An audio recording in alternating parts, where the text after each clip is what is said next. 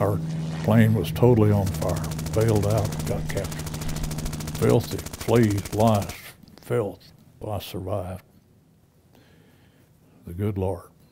The only reason. Texas Tech alumnus Fiske Hanley II flew in 7 missions in the final months of World War II, only to be captured and held as a special prisoner of war for 5 months in a Japanese dungeon. He penned a book to tell of his ordeal as an accused American war criminal. Born in 1920, Fiske Hanley spent more than 8 decades living in Fort Worth. After graduating from junior college in 1940 with an associate's degree in mechanical engineering, he made the move to Lubbock. I was in the first graduating class at Texas Tech of aero engineering. There were only 5 of us that graduated in '43. During his senior year at Texas Tech, Hanley received a life-changing letter. I got a notice from the draft board in the fall of 1942. Greetings. You have been selected to serve in the U.S. Armed Forces. The day after graduating, Hanley boarded a train bound for Boca Raton, Florida, to begin aviation cadet school for the United States Air Force. From there, after 3 months in 1943, I went to Yale University, and 6 months there, and got commissioned. We learned to fly and be flight engineers on B-29s, no B-29s. We flew B-24s, B-17s, and 3 months there, we were certified as flight engineers on B-29s. Just before Christmas in 1944, they were sent overseas, and on January 12, 1945, they started fighting the Japanese. We had to fly 35 missions before we could come home. We could see that there was not much chance of living through all of this.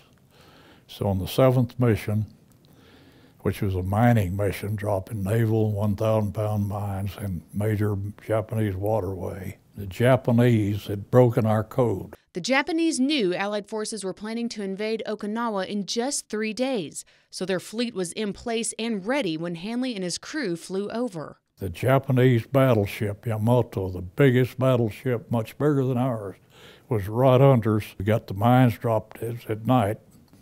That's when one of the searchlights from the big battleship called us, come trying to keep the engines running. And our plane was totally on fire, all 4 engines, and that was it.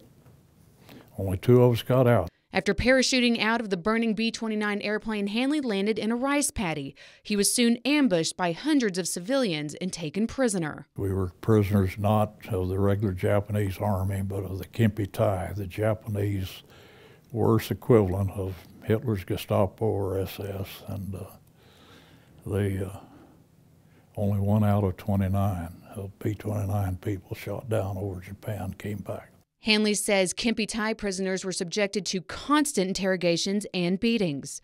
I was sent with about 60 other B-29 prisoners to Tokyo, put in the Kempeitai headquarters dungeon.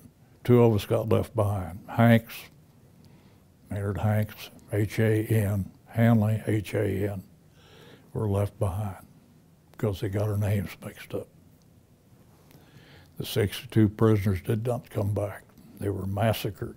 The prisoners were kept in squalor, with little food, no medical attention, and very little hope. I had about 30 or 40 flak wounds, and the Japanese Kempis purposely infected all of these. The emperor even came down in this smelly cell. See, we got no bath, no sanitation, nothing. In this 5-foot by 9-foot cell with a latrine in the corner, just lived a dirty life. After being held in captivity for 5 months, the war ended. All the remaining prisoners in there, about 40, 50 of us, were put on trucks and taken out through burned out Tokyo. And we were put in a prison camp there, Camp Omori. I weighed 70 pounds from 160 pounds.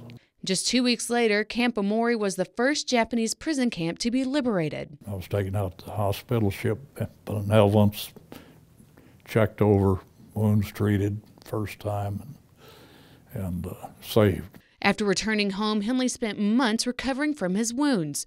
But while he was healing physically, the war still raged on in his head. I couldn't sleep. It was terrible after I got back.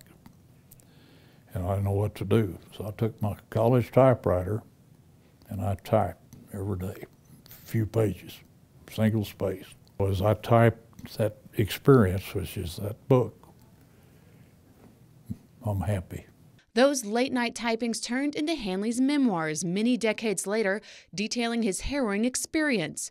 His book, Accused American War Criminal, has been republished by Texas Tech University Press. Just time after time, I missed being liquidated. So I wrote a book about that. War is not good.